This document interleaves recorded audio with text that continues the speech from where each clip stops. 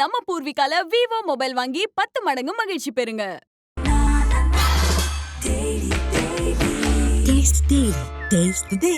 GT Holidays, South India's #1 travel brand. You know you are special when you're with GT Holidays. கவலையின்றி சுவாசியுங்கள். உலகின் தலை சிறந்த மருத்துவர்கள் நுரையீரல் புற்றுநோய் சிகிச்சை அளிக்கிறார்கள். தங்கம் புற்றுநோய் சிகிச்சை மையம், நாமக்கல் மற்றும் கான்பூர். திமுக எதிர்ப்பு வாக்கு வங்கியை முழுமையாக தான் எடுத்துக்கணும் தான் நினைப்பாரு. அதுக்கான உத்தி என்னவா இருக்கும்? உத்தி வந்து அவர் திமுக எதிரான ஊழல் பட்டியல், அதாவது திருப்பி பழைய அண்ணாமலை ரூட் தான். ஆன்லைன் மெம்பர்ஷிப் ஃபேக்குங்க எப்பவுமே. பிஜேபி இப்போ உறுப்பினர் சேர்ப்பு முகாம் நடக்குது. 45% எங்களுக்கு ஓட்டு போட்டவங்க 45% உறுப்பினர் ஆயிட்டாங்கன்னாங்க. இன்னைக்கு தேதிக்கு ரொம்ப நொண்டி அடிச்சிட்டு இருக்கு. அதெல்லாம் உண்மையிலே கிடையாதுங்க. விஜய மைனர் பார்ட்னரா விஜயே எப்படி ஏத்துக்குவாரு? அது கஷ்டம் தான். சரி, விஜய மேஜர் பார்ட்னரா அதிமுக எப்படி ஏத்துக்கிடும்? அதுவும் கஷ்டம் தான். 1 லட்சம் பேருக்கு 5000 வாகனம் வரும் அப்படின்னா 4 லட்சம் பேர்னால 20,000 வாகனம் கிராஸ் ஆயிருக்கணுங்க. இல்ல, அப்படி இல்ல. பிராக்டிகலி ஸ்பீக்கிங் இது எதுவுமே வந்து ஓட்டாவே மாறாது. களத்துக்கு போய் ஊருக்கா போய் மக்களை எல்லாம் பார்த்து குறைகளை எல்லாம் கேட்டு அவங்களோட உட்கார்ந்து பேசி தீக்குறாரோ தீக்கலையோ பேசணும். அவ்வளவு பெரிய உழைப்பு இதுல போடணுங்க. வெறுமனே வந்து நம்ம சினிமா ஸ்டார் அப்படிங்கிறது மட்டும் அதுல பத்தவே பத்தாது. கிங் டிவி நேயர்களுக்கு வணக்கம். நம்மோடு நேரலையில மூத்த பத்திரிகையாளர், அரசியல் விமர்சகர் தராசு ஷியாம் சார் இணைந்திருக்கிறார். பேசலாம். வணக்கம் சார். வணக்கம் வித்யா, எப்படி இருக்கீங்க? நல்லா இருக்கேன் சார், நீங்க எப்படி இருக்கீங்க? நல்லா இருக்கேன். அதிமுக பொதுக்குழு நடைபெறுமா சார்? ஏன்னா டிசம்பர்லன்னு சொல்லிட்டு இருந்தாங்க. அதுல பெரும் மாற்றம் இருக்கும், எடப்பாடிக்கு அதுல ஒரு பாடம் புகற்றப்படும், அதற்கு பிறகு தலைமையே மாறும் அப்படின்னு பல்வேறு வாதங்கள் நடைபெற்றது. பொதுக்குழுவே நடக்குமா அப்படிங்கிற ஒரு கொஸ்டின் தானே. ஏன்னா நெருங்கிட்டோமே டிசம்பரை. இப்ப வரைக்கும் எந்த அறிவிப்பும் இல்லையே. இல்ல, வந்துடும். அது என்ன காரணம்னா, அதுக்கான அறிவிப்பு கொடுக்கறதுக்கு குறைந்த கால அவகாசம் போதும். அது மேண்டேட்டரி. வருஷத்துக்கு ஒரு பொதுக்குழு, வருஷத்துக்கு 2 செயற்குழு. இது வந்து தேர்தல் கமிஷனோட கட்டாயம். நம்ம வந்து அது எக்ஸம்ஷன் வாங்கலாம். எக்ஸம்ஷன் இப்போ கோவிட் டைம்ல எக்ஸம்ஷன் வாங்கினாங்க எல்லா கட்சியுமே. ஆனா இப்போ அப்படியான ரீசன் காட்ட முடியாது. அப்போ பொதுக்குழு வந்து ஏன் இந்த எடப்பாடி பழனிசாமி கூட்டுவாருன்னா, அவரோட தலைமையை உறுதிப்படுத்திக்கிறதுக்கும் கூட்டுவார். அதாவது கட்சிக்குள்ள 6 அமைச்சர்கள் போர்க்கொடி, 6 முன்னாள் அமைச்சர்கள் போர்க்கொடி, அது இதுன்னு நிறைய டாக் ஓடும் போது பொதுக்குழு கூட்டிட்டா அந்த பிரச்சனை முடிஞ்சது. நீக்கப்பட்டவர்கள் தாங்கிற அந்த ஸ்டாண்டை உறுதிப்படுத்திடுவாரு. எனக்கு தெரிஞ்சு பொதுக்குழு ஆனா காலதாமதம் ஏன் அப்படி காலதாமதம் ஆயிட்டே போகுது அப்படிங்கிற ஒரு காலதாமதம்னு சொல்ல முடியாது. ஏன்னா இல்ல, இது பெரிய ஏற்பாடுகள் செய்ய வேண்டிய ஒரு மேட்டர் கிடையாதுங்க. வானகர மாதிரியான ஒரு பெரிய மண்டபம் வேணும், அவ்வளவுதான். சரி, ஏற்கனவே வந்து கிட்டத்தட்ட பிற கூட்டங்கள்லாம் முடிஞ்சிருச்சு. இப்ப ஆய்வுக்குழு கூட்டம் நடந்துகிட்டு இருக்கு. ஆய்வுக்குழுக்கள் வந்து அங்கங்க போயிட்டு இருக்காங்க. போய் அவங்க வந்து ஏதோ ஒரு ரிப்போர்ட் கொடுப்பாங்க. அதையும் பொதுக்குழுல வச்சு விவாதிப்பாங்க. அப்புறம் என்ன பண்ணுவாங்கன்னா, ஜெயலலிதா காலத்துல எப்படி வழக்கம் அப்படின்னா, தேர்தல் கூட்டணி பற்றி இறுதி முடிவு எடுக்கக்கூடிய அதிகாரத்தை பொதுச் செயலாளருக்கு வழங்குகிறோம்னு ஒரு ஃபார்முலா ஒரு தீர்மானம் போடுவாங்க. அப்படியான ஒரு தீர்மானம் இதுல வரும்னு தான் நான் நினைக்கிறேன். எடப்பாடி பழனிசாமி அவர்களுக்கு எல்லா அதிகாரங்களையும் கொடுத்து. இந்த வார்த்தை போர் எங்க போய் முடியும்னு பாக்கலாம் சார். இதோட முடிச்சுப்பாங்களா? ஏன்னா நாவடக்கம் தேவை, நாகரிகமாக இல்ல பேச்சு அப்படிங்கிற அளவுக்கு வந்து நிக்குது. நாடாளுமன்ற தேர்தல் நேரத்திலேயே இது மாதிரி எடப்பாடி பழனிசாமி அவர்களும் உதயநிதி ஸ்டாலின் அவர்களுக்குமான அந்த வார்த்தை போர் இப்படிதான் இருந்துச்சு. அதற்கு பிறகு மீண்டும் இப்படி பேசியிருக்காங்க. இதோட முற்று பெறுமா இல்லையா அப்படிங்கறதுதான் கேள்விக்குறி. ஏன் அப்படின்னா, கலைஞர் பேரை வைப்பதுலதான் இது ஆரம்பிச்சது. அம்மா பேரை எதுலயுமே எங்கேயுமே அதிமுகவினர் வைக்கலையா? இல்ல, அதாவது கலைஞர் பேரை வைக்கிறது, அம்மா பேரை வைக்கிறது அந்தந்த கட்சி ஆட்சியில் இருக்கும்போது அதான் நடக்க. இப்போ வந்து குடிநீர், அம்மா குடிநீர் தான் வச்சாங்க. அம்மா சிமெண்ட், அதெல்லாம் அப்படித்தான் வைப்பாங்க. அதெல்லாம் எனக்கு என்னமோ அதுல பெரிய விஷயம் இருக்க மாதிரி தெரியல. அப்ப கலைஞர் பேரை தான் வைப்பாங்க. ஆனா ஏன் வந்து அதை வந்து எடப்பாடி பழனிசாமி அவர்கள் ஒரு மேட்டரா, பொலிட்டிக்கல் மேட்டரா, ஒரு கான்ட்ரவர்சியா கொண்டு வர்றாரு அப்படின்னா, அப்பதான் அவரோட ஓட்டு வங்கியை டிஃபைன் பண்ண முடியும். சரி, கலைஞர் இல்ல, அந்த ஃபேமிலி இப்ப வந்து கலைஞர் ஃபேமிலி, அப்புறம் வந்து உதயநிதி ஸ்டாலின், இவங்க தான் ஆட்சியிலே இருப்பாங்க. இந்த இதுக்கு எதிர்ப்பு என்ன? அந்த எதிர்ப்பை நம்ம திரட்டணும். அண்ணாமலை அந்த முயற்சி தான் ஈடுபட்டாரு. திமுக, அதிமுக 2க்கும் எதிர்ப்பு ஓட்டு வங்கியே திரட்டணும். இதுதான் அவரோட எஃபர்ட். சரிதான், பலரும் அதை முயற்சி பண்ணதுதான். அன்புமணி அவர்கள், மாற்றம் முன்னேற்ற அன்புமணி 2016 கேம்பெயின்லயும் அதே முயற்சி தான். அப்போ இந்த முயற்சி நிறைய, சீமான் அதே முயற்சி தான் எடுக்கிறாரு, விஜயகாந்த் அதே முயற்சி தான் எடுத்தாரு. அது ஓகே தான். 2 கழகங்கள் எஸ்டாப்ளிஷ்டா இருக்கும்போது அவங்களுக்கு எதிரான வாக்கு வங்கியை திரட்டுதல். ம். அப்படி திரட்டுற முயற்சியில 3வது நபரா இன்னொருத்தர் விஜய்ன்னு ஒருத்தர் வரும்போது, அவர்ட்ட வந்து நம்மளோட அடிப்படை ஓட்டு வங்கிய இழந்துறக்கூடாதுல்ல. அந்த இடத்த ம். எடப்பாடி பழனிசாமி அந்த அந்த இடத்த கேர்ஃபுல்லா காயின் பண்றாரு. இப்போ லேட்டஸ்டா பரவக்கூடிய ஒரு விஷயம், ஒரு செய்தி என்ன அப்டின்னா, பாமக, அதிமுக, நாம் தமிழர், தாவேக இவங்கெல்லாம் சேர்ந்து ஒரு கூட்டணி அமைக்க போறாங்க. 26 தேர்தல்களும் திமுக கூட்டணிக்கு ரொம்ப டஃப்பா இருக்கும் அப்டின்னு ஒரு செய்திகள் வந்து பேசப்படுது. இதற்கெல்லாம் வாய்ப்பு இருக்கா சார்? இவங்கெல்லாம் ஒரு கூட்டணியில சரியான ஒரு சேருவாங்களா? சரியான கேள்விதாங்க. அப்படியான கூட்டணி அமைந்தால் நிச்சயமா திமுகவுக்கு டஃப்பா தான் இருக்கும். அதுல ஒண்ணும் எனக்கு மாற்று கருத்து கிடையாது. அப்படியான கூட்டணி அமையுமானா ஒரு கனவு கூட்டணி. அதாவது நம்ம கால்குலேஷன்ஸ் போடும்போது ஓட்டு வங்கி எல்லாம் கணக்கு போட்டு இந்த மாதிரியான ஒரு ஓட்டு வங்கி இருந்தா திமுகவுக்கு அல்லது அந்த நேரத்துல இருக்கிற ஆளுங்கட்சிக்கு எதிரான ஒரு சவாலா இருக்குங்கிற ஒரு கணக்கு தான். இதுல இருந்து என்ன தெரிய வருதுன்னா, திமுக கூட்டணியில 35ல இருந்து 40% ஓட்டு இருக்கு என்பதை அனைவரும் ஒத்துக்கொள்கிறார்கள் தான் தெரிய வருது. 35 to 40% ஏன்னா அதுக்கு மேல ஒரு ஓட்டு வங்கியை தானே இதுல இந்த கூட்டணி கட்டமைக்கிறது மூலமா கொண்டு வராங்க. சாத்தியமா சாத்தியம் இல்லையாங்கிறத நம்ம வேற மாதிரி ஆராயணும். சரி. ஓகே. இப்ப தாவேகால இருந்து பல்வேறு நிபந்தனைகள் அதிமுக, தாவேகா மறைமுக பேச்சுவார்த்தை நடைபெற்றுட்டு இருக்கு.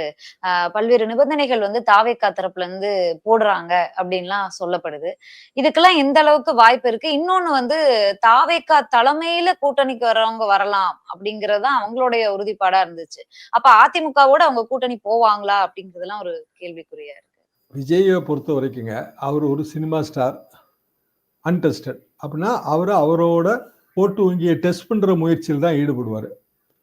கூட்டணி அப்போ விஜய மைனர் பார்ட்னரா விஜயே எப்படி ஏத்துக்குவாரு? அது கஷ்டம்தான்.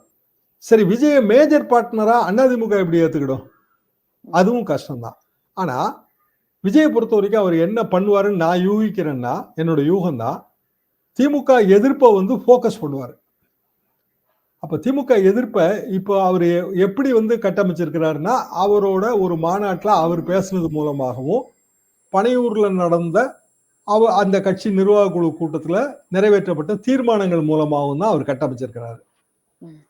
அதை தாண்டி மாவட்டங்கள்ல இல்ல ஊராட்சி ஒன்றியங்கள்ல, பேரூர்கள்ல, சிற்றூர்கள்ல கூட்டங்கள் நடத்துறது, அதுக்கெல்லாம் செகண்ட் லைன் லீடர்ஷிப் வேணும்.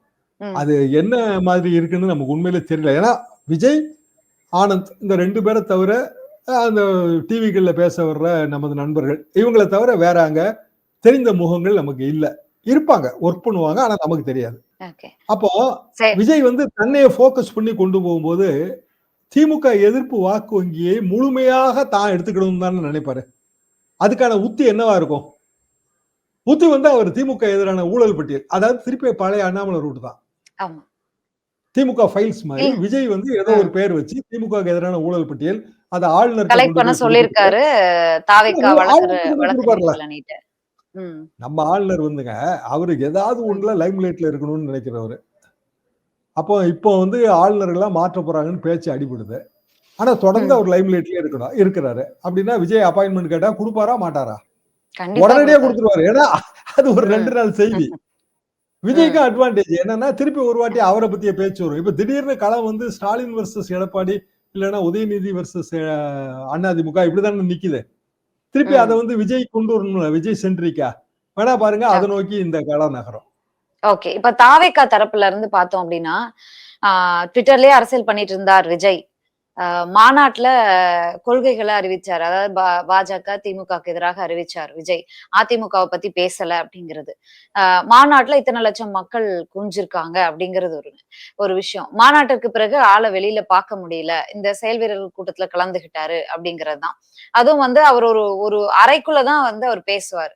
பிரஸ் மீட் கொடுக்க மாட்டார், மீடியாவை சந்திக்க மாட்டார், மக்களை சந்திக்க மாட்டார் அப்படின்னு பல்வேறு குறைகள் இருந்தாலும் இன்னைக்கு ஊடகங்களை ரொம்ப பலமாக பேச வச்சிருக்கிறது தாவேகா அப்படிங்கிறது ஒரு விஷயம் இருக்கு. இது மட்டும் போதுமா? விஜய்க்கு வெற்றி கிடைத்திடுமா அப்படிங்கிறது ஒரு கேள்வி, மிகப்பெரிய கேள்வி. சோசியல் மீடியா வாயிலாக, வாட்ஸ்அப் வாயிலாக பல்வேறு நபர்கள் இதுக்கு முன்னாடி பல்வேறு கட்சிகள் ட்ரை பண்ணியிருந்தாலும் விஜய் அவர்கள் பண்ணதுல கிட்டத்தட்ட நமக்கு ரகசியமாக கிடைச்ச தகவல்னு பார்த்தா 90 லட்சம் பக்கம், 80 to 90 லட்சம் பக்கம் வந்து அந்த ஆன்லைன் வாயிலாக இணைஞ்சிருக்காங்க. அவங்கெல்லாம் ஒரிஜினல் உறுப்பினர்களாக நீடிப்பாங்களா? அவங்கெல்லாம் வாக்குகளை செலுத்துவாங்களா? அப்படிங்கறதெல்லாம் கேள்வி. இதன் அடிப்படையிலே ஒரு பலமாக பேரம் பேசலாம். யார் கூட்டணிக்கு வந்தாலும் இந்த என் தலைமையை ஏற்று வர்றவங்களுக்கு தான் கூட்டணியில இடம் அப்படிங்கிறத சொல்றதுக்கு ஏதோ ஒரு அடிப்படை இருக்கணும்ல. அதுக்கு இந்த ஆன்லைன் வாயிலாக இணைந்த உறுப்பினர்கள் கூட அடிப்படையாக இருக்கலாம். நம்பிக்கை குடுத்திருக்கலாம் அப்படிங்கும்போது, இது இந்த இவ்வளவு விஷயம் தாவேகா தரப்புல, விஜய் தரப்புல இருக்கு. இவங்களுடைய பாசிட்டிவா நீங்க என்ன பாக்குறீங்க? ஆன்லைன் மெம்பர்ஷிப் ஃபேக்குங்க எப்பவுமே. ஏன்னா ஜெயலலிதா அம்மா அதை தான் ட்ரை பண்ணாங்க. அது முதலே பிஜேபி ட்ரை பண்ணது தான், மிஸ்டு கால் உறுப்பினர்கள். அப்புறம் அது ஆன்லைனா மாறிச்சு. ஜெயலலிதா அம்மா 2014 தாவேகா தரப்புல ஆதார் கார்டு, ஓடிடி என்ன இதெல்லாம் இருக்கே சார். இல்ல அது ஆதார் நீங்க கார்டை எந்த இடத்துல வச்சாதானே லிங்க் உறுப்பினரா? பண்ணுவீங்க?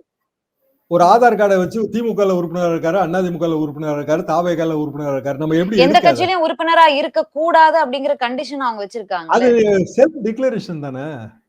ம். அதாவதுங்க மொத்தமே நம்மகிட்ட இருக்கிறதே 6.25 கோடி பேர் தானே. ம்.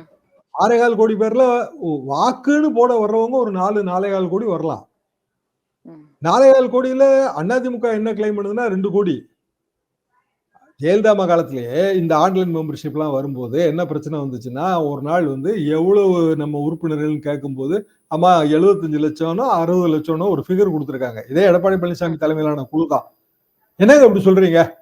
இவ்வளவு நாள் கழிச்சு இவ்வளவுதானா அப்படின்னு கேட்டோம். இல்லமா அது 1 கோடி இருக்கணும். அந்த நேரத்துல ஃபிகரை ஜம்ப் பண்ணி விட்டாங்க. 1 கோடி 1.25 கோடியா மாறி அப்படியே போயிருச்சு. இது என்னன்னா கட்சி தலைமையை பல நேரங்கள்ல திருப்திப்படுத்த வேண்டிய கட்டாயத்துல இவங்க மாட்டுவாங்க. அடுத்த கட்ட தலைவர்கள் ராஜ சிந்தனை. நீங்க அரசவையில நீடிக்கணும்னா ராஜாவோட ஒத்து போனா தான் முடியும். இது திமுக இந்த மைனஸ் பாயிண்ட் இருக்கும். என்னதான் வந்து கட்சிகள் வந்து அது நாங்க வந்து ரொம்ப கரெக்டா ஃபில்டர் பண்ணியிருக்கோம், ஒரு கட்சியில் இருக்கவங்க நம்ம கட்சிக்கு வர முடியாது சொன்னாலும், பிஜேபி இப்போ உறுப்பினர் சேர்ப்பு முகாம் நடக்குது. 45% எங்களுக்கு ஓட்டு போட்டவங்க 45% உறுப்பினர் ஆயிட்டாங்க. நாங்க இன்னைக்கு தேதிக்கு ரொம்ப நொண்டி அடிச்சிட்டு இருக்கு. அதெல்லாம் உண்மையிலே கிடையாதுங்க. அது போக உறுப்பினர், ஆக்டிவ் மெம்பர் 2 இடையில டிஃபரன்ஸ் இருக்கு. ஆக்டிவ் மெம்பர்னா அவன் தேர்தல் நேரத்தில் வேலை பார்க்கணும். ஒரு பூத்துக்கு வந்து 15-20 பேர் இருக்கணும். இந்த 15-20 பேர் ஆளுக்கு 20 ஓட்டரை தொடர்ந்து ஃபாலோ பண்ணிட்டே இருக்கணும். அப்பதான் அது உறுப்பினரா மாறும். மற்றபடி நம்பரா இருக்கும். அது என்ன வேணாலும் நீங்க கிளைம் பண்ணலாம். இப்ப 4 லட்சம் பேர் வந்தாங்க, ரைட்டு, வந்ததாவே வச்சுக்கலாம். ஆளுக்கு 10 ஓட்டு கேன்வாஸ் பண்ணா 40 லட்சம் ஓட்டு தானே வரும். இங்க 4.25 கோடி ஓட்டுல இருக்கா, அப்போ 10% தானே வரும். சரி, என்னோட நண்பர் ஒருவர், அவரு டாப் இன்டெலிஜென்ஸுங்க, அவர் பேசிட்டு இருந்தாரு. நாங்க கால்குலேட் பண்ணதுல ஒரு வண்டி, ஒரு வாகனம், அதாவது car, van, bus, motor cycle எல்லாம் ஆவரேஜ் பண்ணா 20லேருந்து 25 பேர் ஒரு வாகனம் நாங்க கணக்கெடுக்கிறோம். அப்போ இன்னைக்கு தேதிக்கு ஒரு ஊர்ல ஒரு மாநாடு நடந்தா எல்லாருமே டோல்கேட் வழியா தான் வெளியில போகணும். அப்ப எத்தனை வாகனம் உண்மையிலே கிராஸ் ஆச்சுங்கிறது எங்களுக்கு நல்லாவே தெரியும். ரொம்ப ஈஸி ஃபிகர் அது கலெக்ட் பண்றது. அப்ப அதை வச்சு வாகனத்துக்கு 25 பேர்னு கலெக்ட் பண்ணா, இல்ல 20 பேர்னு நம்ம வந்து கால்குலேட் பண்ணா, 100 பேருக்கு 5 வாகனம் வேணும், 1000 பேருக்கு 50 வாகனம், 10,000 பேருக்கு 500 வாகனம், 1 லட்சம் பேருக்கு 5000 வாகனம் வேணும். அப்படின்னா 4 லட்சம் பேர்னாலே 20,000 வாகனம் கிராஸ் ஆயிருக்கணுங்க. இல்ல, அப்படி இல்ல. மீண்டும் அதாவது அந்த 4 லட்சம் பேரும் தானாவே வந்தான்னு கூட நம்ம எடுத்துக்கிடலாம். ஆனா பிராக்டிகலி ஸ்பீக்கிங் இது எதுவுமே வந்து ஓட்டாவே மாறாது. ஓட்டு கால்குலேஷனுக்கு வராது. எது வந்து ஓட்டா மாறும் தெரியுமா? மக்கள்கிட்ட போய் நீங்க வேலை பார்த்தா ஓட்டா மாறும். அதாவது விஜய் வந்து களத்துக்கு போய் ஊருக்கா போய் மக்களை எல்லாம் பார்த்து குறைகளை எல்லாம் கேட்டு அவங்களோட உட்கார்ந்து பேசி தீக்குறாரோ தீக்கலையோ பேசணும். அவ்வளவு பெரிய உழைப்பு இதுல போடணுங்க. வெறுமனே வந்து நம்ம சினிமா ஸ்டார் அப்படிங்கிறது மட்டும் அதுல பத்தவே பத்தாது. அது வந்து ஒரு கவர்ச்சி கொடுக்கும், அவ்வளவுதான். விஜய் கட்சி அப்படின்னு ஒரு கவர்ச்சி கொடுக்கும். நீங்களும் நானும் வந்து ஒரு யூடியூப் மீடியாலயோ இல்ல வந்து மெயின் மீடியாலயோ டிஸ்கஸ் பண்ணிட்டு இருப்போம். நம்ம 2 பேருமே ஓட்டு போட மாட்டோம். ஆமா, அடுத்த படம் ஷூட்டிங்க்கு போயிட்டாரு. அத முடிச்சிட்டு வந்துட்டு மக்களை சந்திக்க இருக்கிறாரு, தமிழகம் முழுவதும் சுற்றுப்பயணம் போக இருக்காரு அப்படின்னு சொல்லப்படுது. இது எதுவுமே அபிஷியலான ஒரு தகவல் கிடையாது. அப்படிங்கும்போது விஜய் இதெல்லாம் பண்ணுவாரா அப்படிங்கறதும் நமக்கு டவுட்டா தான் இருக்கு. ஏன்னா வந்து ஏதாவது ஒரு பிரச்சனை இல்ல எங்கேயாவது ஒரு சம்பவம் நடந்துருச்சு, அதுக்கு கண்டனம் தெரிவிக்கிறாரு, மிட் நைட்ல போய் சந்திச்சுட்டு வந்துடுறாரு. இததான் பண்றாரு. மிட் நைட்ல அரசியல் பண்ண முடியுமானா முடியாது. அப்படி இருக்கும்போது அவருடைய செயல்பாடுகள் எப்படி இருக்க போகுது அப்படிங்கறதெல்லாம் வந்து அவர் பேசினாதான், அவர் மீடியாவை சந்திச்சாதான், அவர் மக்களை சந்திச்சாதான் நமக்கு தெரிய வரும். இதுல இடையில சீமான் அவர்கள் வேற வந்து கடும் தாக்குதலை கொடுத்துக்கிட்டு இருக்காரு. என்ன நடக்குது அப்படிங்கறதெல்லாம் பொறுத்திருந்து பார்க்கலாம். நன்றி சார். நம்ம பூர்விகால விவோ மொபைல் வாங்கி 10 மடங்கு மகிழ்ச்சி பெறுங்க. Taste Daily. Taste the Daily. GT Holidays, South India's #1 travel brand. You know you are special when you're with GT Holidays. கவலையின்றி சுவாசியுங்கள். உலகின் தலை சிறந்த மருத்துவர்கள் நுரையீரல் புற்றுநோய் சிகிச்சை அளிக்கிறார்கள். தங்கம் புற்றுநோய் சிகிச்சை மையம், நாமக்கல் மற்றும் கான்பூர்.